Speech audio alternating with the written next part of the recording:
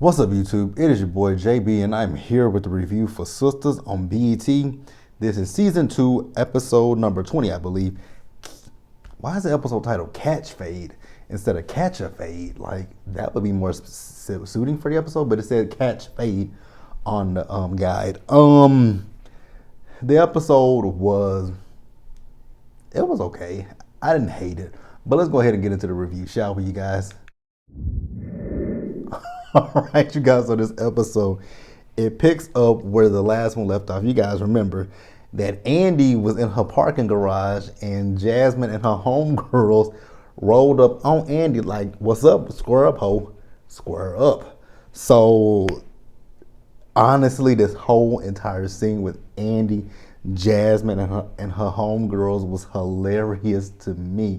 I sat on my couch and I hollered the entire time because it was just that damn funny to me. So Jasmine with her ugly ass wig pull up, and Andy said, Jasmine, you don't want to do this. I'm like, obviously she wants to do this, Andy. She's in this parking garage with you. And Andy's like, there's cameras in here. And Jasmine's like, okay, well, they can see me beat your ass.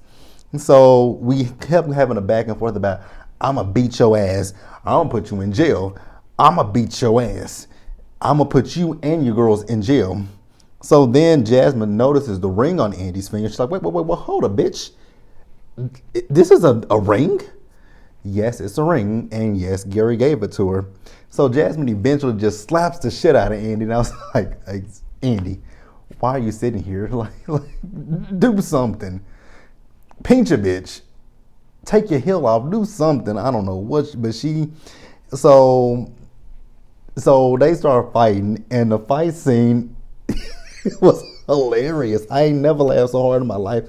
That fight scene, because you see them, boom, just punching Andy in the stomach, boom, punching Andy in the stomach, boom, grabbing Andy by the hair. You see Andy hitting them, boom, boom, and I'm like, and then Fatima, my good sis Fatima, she rolled up, and you guys might hear my loud neighbors. I don't understand them.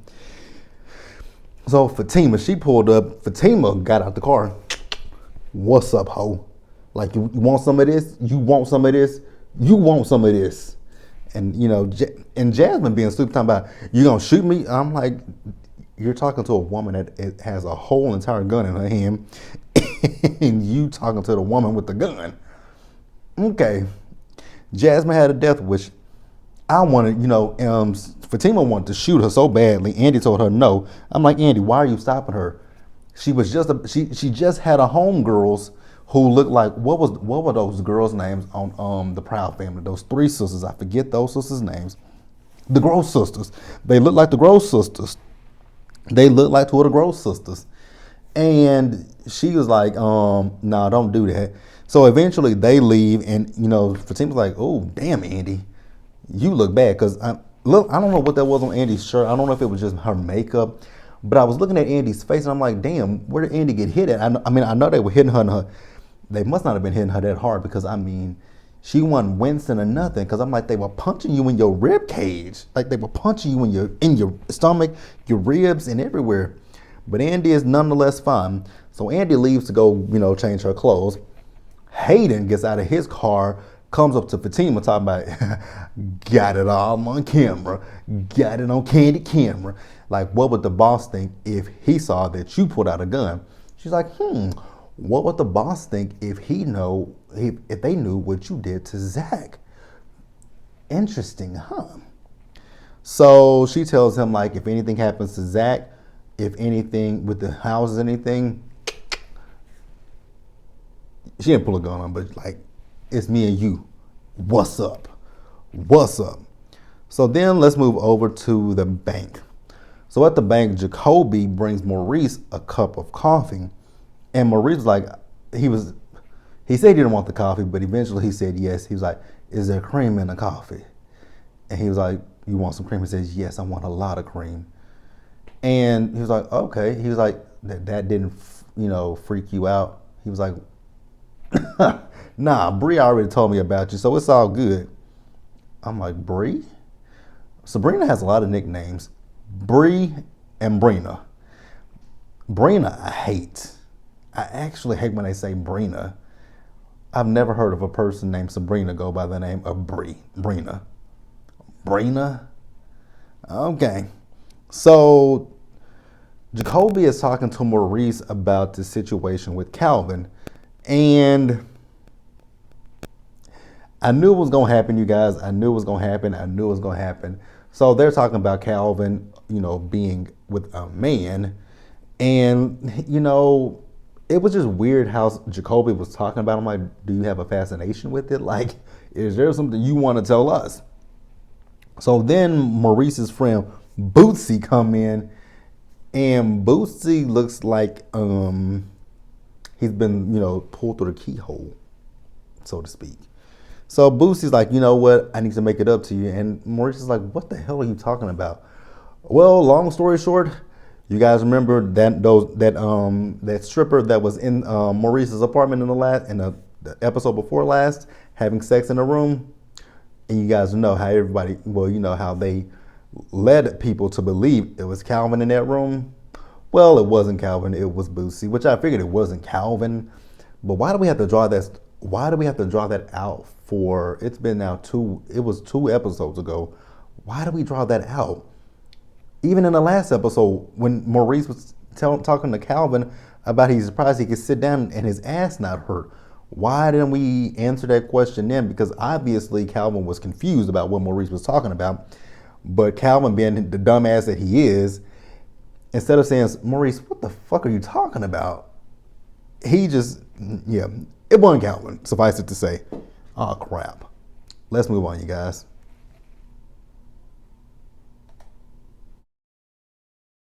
All right, you guys. So next, let's move over to Andy. So Andy goes home. She changes her clothes and she calls Gary and she's talking to Gary on the phone. So she told Gary, like, hey, you don't have to come to the bank. How about you just come to my house after 5? So he's asking her, is everything okay? She's like, yeah, everything is fine. So he says, okay, I'll come over about 5. So then there's a knock at her door and he says, who is that? She's like, I'll talk to you later. So then she goes to the door. It's a cop. And it's the same cop that when you guys remember in the episode where Karen went to the police station and filed the police report against Zach. He's also the cop that arrested Zach. And now he's a cop that is at Andy's house. So is he the only cop in his town? Like, what? But he shows up. So Andy tells him that, she got, attacked in her parking garage. There are cameras in the garage, but the cameras did not catch the incident happen. So she wants to press charges against Jasmine. And, she gives him, Jasmine's license plate, some other stuff, I guess, so he can find Jasmine. And Jasmine's name, by the way. So then we go into this whole thing about, because he said he saw her before. So Andy's been down to the police station. He saw Andy. He thought Andy might have been married. And then he looks at her finger. He notices the ring. He says, and I guess I was right. So for him to say he guessed he was right, but he said, if he ever saw her again, he would be sure to, try to speak to her and give her his phone number. So he gives her his card, says, if you need me if you need to call me for anything, hit me up. He says, can I call you? And he says, when I arrest her, let you know. I'm like, dude, if you think she's married, why are you hitting her? Whatever. So then we see Maurice. So Maurice went home and Calvin is in the crib eating a sandwich soaking. I'm like, Calvin is a little B-I, that's not I, B-I-T-C-H. Just got to be honest with you guys. That's what Calvin, he's soaking. Like, I'm going to say something later in the episode that I agree with what somebody said. So Maurice goes home and it's like, hey, Calvin, so, buddy, pal, friend of mine, I made a big ass mistake. And he was like, why would you tell that? What did you tell that girl? And, why would you tell stuff like that? So, Maurice says, well, where were you last night? Like, I thought that was you in the room. And see, I don't know if Calvin wasn't paying attention or listening to what Maurice said, because I don't know how he got that it was Maurice in the room when Maurice literally said to you, he thought it was you in the room that he was listening to. So Calvin says he was with that girl all night and he never came home. So Maurice is like, you know what, Calvin, that's my bad. Like, Maurice, I'm gonna need you to stop jumping to conclusions at this point, because that's pretty much all you ever do is just jump to conclusions. So I'm gonna need you to stop doing that, buddy. Stop doing it. So Calvin tells him, you need to go back and tell that girl that it wasn't true and tell her, don't call me. Well, Calvin, I mean, she just deleted your phone number in the last episode and blocked you.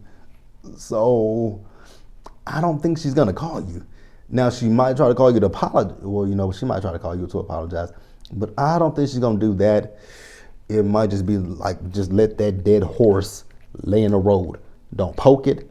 Don't prod it. Don't do nothing to it. Just be like, that's a dead horse. Let me go around said horse. Like, that's what she needs to do at this point. But Maurice says, yes, I'll go talk to Sabrina and smooth things over. Why? Why are we smoothing things over? Calvin and Sabrina are not together. Why are we smoothing things over? Calvin, go on about your life with the other girl. Go on about your life with her. It is what it is. Leave Sabrina in the past. Let Sabrina stay wherever she is and move on. Simple as that. All right, you guys. So Maurice, he went back to the bank, and, you know, Maurice is hemming and hawing about this situation with Calvin, because she's talking about, you know, if he's gay, he's gay. He could have just said that. Like, if you're gay, you're gay. Like, she kept repeating that. It's okay to be gay. Like, does he know what year we're living in? She kept repeating about the fact that if he's gay, he's gay. Well, girl, he's not gay. He could be a little curious, but he's not gay. So Maurice like, you know, I'm going to tell you something funny. Real funny, right? So my homegirl, Boosie, right? It gets funnier than that. So my homegirl, Boosie, she cheats on her boyfriend. She cheats on her boyfriend, and she does it at my place. Whoo, it's gonna get even funnier from there, girl. So yeah, you know, actually he was talking in a circle. I'm like, and I don't know how Sabrina didn't catch what he was saying. I'm like, Sabrina, he is talking in circles, but if you just listen to him outside of the laughing, what he's telling you is Bootsy cheats on his boyfriend, goes to Maurice's place and cheats on his boyfriend there. Bootsy then came over to his apartment, you know, got the key out of the boa that he leaves above the door, came in there in Calvin's room with said stripper. So suffice it to say, it wasn't Calvin having sex with said stripper. It was Bootsy. And I'm just like, and then he stopped laughing like, it ain't funny, huh? You not laughing. Oh, hell, this bitch gonna kill me. She might. And she has every right to. You gotta stop jumping to conclusions, Maurice. Oh God, Zach and Danny. So Zach, you know, in this episode, I was looking at Danny hard. I didn't, you know, she didn't have those her Tourette's syndrome as much as she had her Tourette's syndrome, but she didn't have them as bad as she does in normal episodes. So Zach goes up to Danny and asks Danny if she talked to Karen.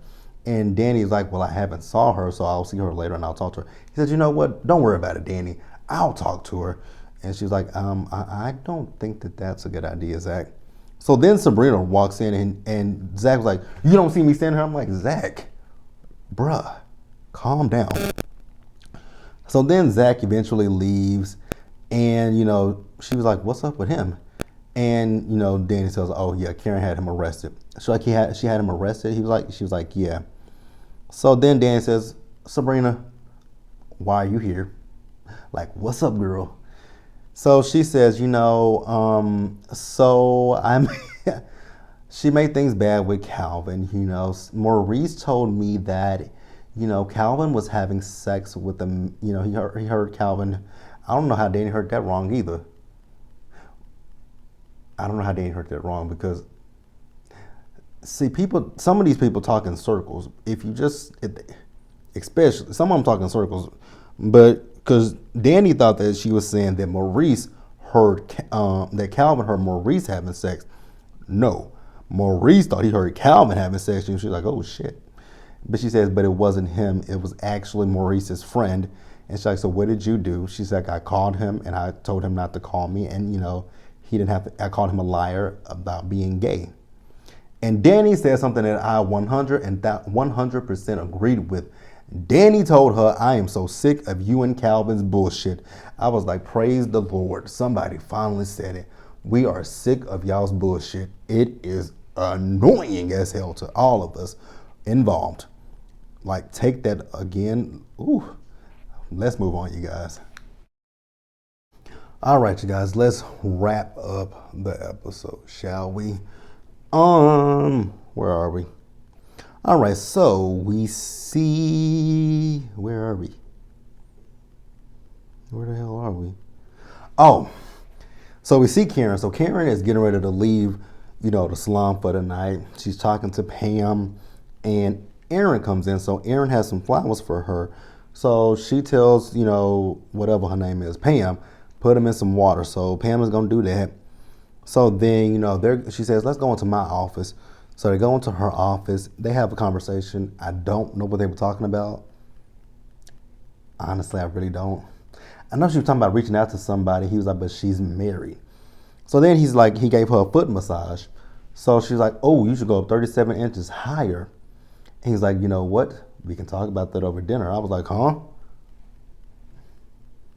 How many times has this girl tried to, okay. Whatever, Aaron, if that's what you want to do, go on ahead and do it. So while they're in the office, Zach shows up, and Zach wants to talk to Karen, and Pam is telling him no. He's like, that dude isn't with her ending. So Karen and Aaron come out of the office. Zach wants to talk to Karen.